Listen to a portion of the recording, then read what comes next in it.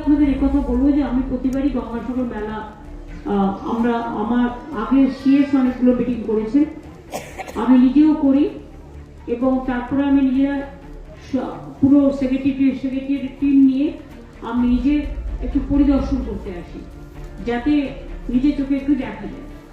তো আপনারা জানেন যে 14-15 তারিখে মেলা আছে পূর্ণ স্নান, কিন্তু ইতিমধ্যেই লোক আসা শুরু হয়ে গেছে এবং ওখানেও আউটরাম ঘাটেও আমি 8 তারিখে যাব। ওখানেও কলকাতাতে একটা ওদের স্টক বার একটা হয়।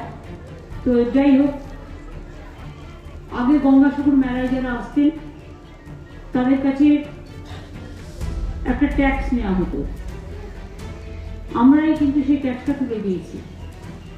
এবং গঙ্গাসাগর মেলায় আমরা আর একটা জিনিস করেছি, 9 থেকে 17 তারিখ পর্যন্ত, সম্ভবত 17 তারিখ পর্যন্ত, সে সাংবাদিক হোক, সে সাধারণ মানুষ হোক, সে তীর্থযাত্রী হোক, সে কোনো কর্মচারী হোক, সে কোনো অফিসার হোক, সে কোনো পুলিশ হোক, কাজ করতে গিয়ে যদি কোনো দুর্ঘটনার কবলে মারা যান তাহলে তার পরিবার 5 লক্ষ টাকা সঙ্গে সঙ্গে পাবে।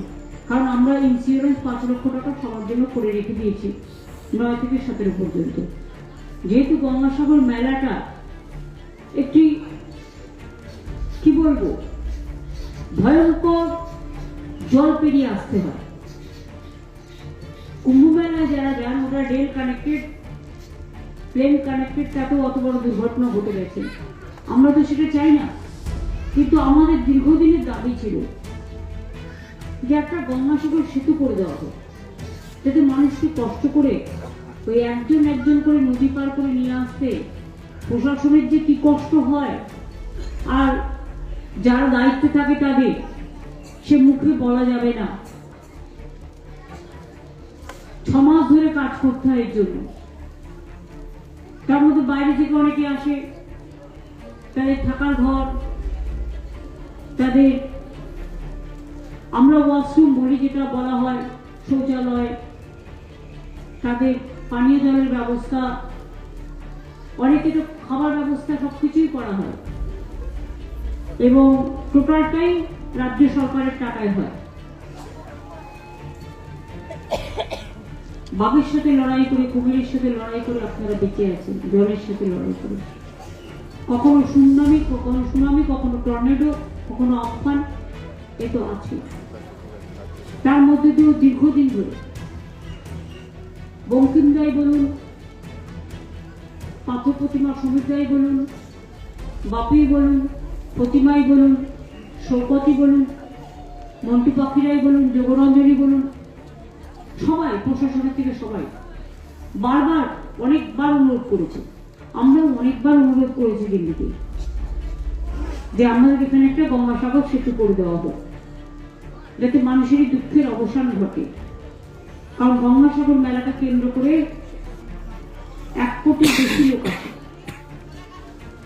এবং তাদের পরপার করতে জলের মধ্যে দিয়ে খুব কষ্ট হয়। যাই হোক, যখন হয়নি, যখন দেয়নি, তখন ভিক্ষেপ চাওয়ার লোক আমরা নই।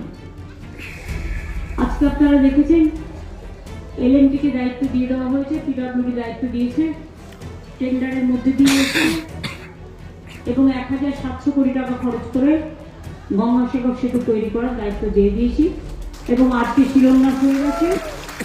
ওদের করতে যা সময় লাগবে, একটা বড় সেতু তৈরি করতে টাইম লাগে। এর আগেও আমরা বকখালি থেকে শুরু করে আরো অনেক জায়গা থেকে অনেক সেতু করে দিয়েছি, কিন্তু গঙ্গাসাগর সেতুটা স্পেশাল টাস্ক লাগবে, খুব হার্ড ওয়ার্কিং জব এবং সেই জন্যই যারা দায়িত্ব পেয়েছে তারা খুব ইম্পর্টেন্ট, তারা এসব কাজ করে অভ্যস্ত।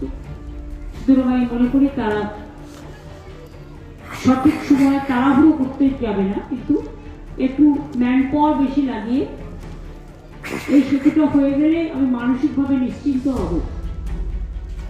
এই জল পেরোনোর যে চিন্তাটা প্রতি বছর থাকে, যতক্ষণ পর্যন্ত সব মানুষ ফিরে না যায়, সেই চিন্তাটা থেকে দুশ্চিন্তা মুক্ত হব।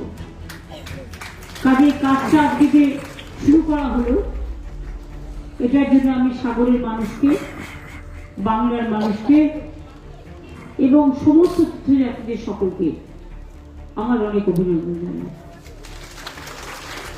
মহারাজ বলছিলেন কেন্দ্রীয় সরকারকে বলতে জাতীয় মেলা ঘোষণার কথা, শুনুন আমি বারবার বলতে পারি না।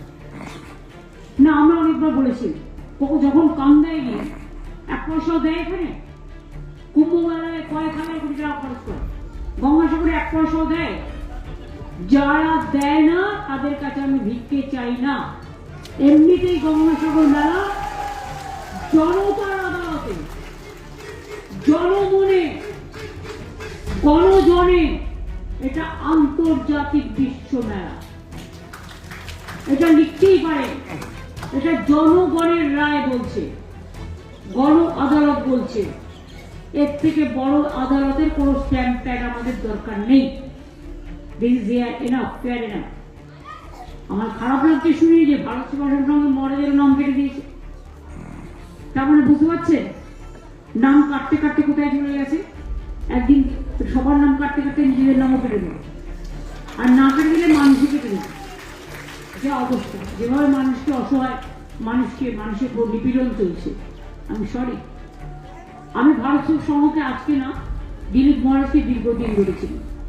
আমি যখন দক্ষিণ কলকাতার সাংসদ ছিলাম, যখনই আমি দেখেছি কোনো বন্যার মতো অবস্থা হয়েছে বা জলে রাস্তায় 1 কোমর জল, রাস্তায় রামকৃষ্ণ মিশন পড়াই ভালো, কিন্তু সেবার কাজটা ভারত সেবাশ্রম করে ভালো। আমি দেখেছি ওরা রিক্সার মধ্যে বড় বড় গামলা নিয়ে খিচুড়ি তরকারি তৈরি করে লোককে দিত, এবং তখন থেকেই ওদের সাথে একটা সংযোগ আমার তৈরি হয়। এবং দিলীপ মহারাজ নিজে অসুস্থ আছেন, কিন্তু তা সত্ত্বেও তিনি আমাদের প্রত্যেকটা প্রোগ্রামে আসেন। আমি তাকেও আমার প্রণাম দেন। এবং যেটা দিয়ে শুরু করলেন মহারাজ, ভেতরে যখন মন্তব্য করছিলেন, একটা লাইন আমার মনে রেখেছে, ওম অখণ্ড মণ্ডলাকারং ব্যক্তি যেন চরাচরং তৎপদং দর্শিতং যেন তস্मै শ্রী গুরুবে নমঃ। আমি গুরুদেবকে প্রণাম জানিয়ে, পরমানন্দজিকে, আপনাদের সকলকে আমার প্রণাম জানিয়ে, নমস্কার জানিয়ে, আপনারা আমাকে যে মুড়িটা দেন, এটা আমাকে কামারপুকুর রামকৃষ্ণ মিশনে দেয়। ভাজা মুড়ি ঘরে, আমি অন্য কিছু না নিলেও ভাজা মুড়িটা আমি নিই। তার কারণ হচ্ছে মুড়িটা আমি বরাবরই খেতে ভালোবাসি, যদি এখন একটু কমিয়েছি, কিন্তু তার সত্ত্বেও খাই। আর আমার সাথে লতা এসছে, ওইদিকে লুকিয়ে দাঁড়িয়েছে, এটা অভিষেকের মা। তো ও তো রেগুলার মুড়ি খাচ্ছিল। আমি বলেছি মুড়ি খাওয়াটা কম হয়, কিন্তু শোনে না। আসলে সব দেশের লোকেরা একটু মুড়ি টুড়ি খেতে ভালোবাসে।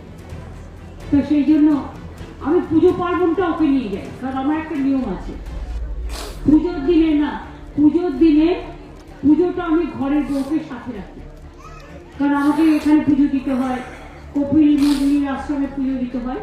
পুজোটাকে আমি ঘরের একটা বউকে সাথে রাখি।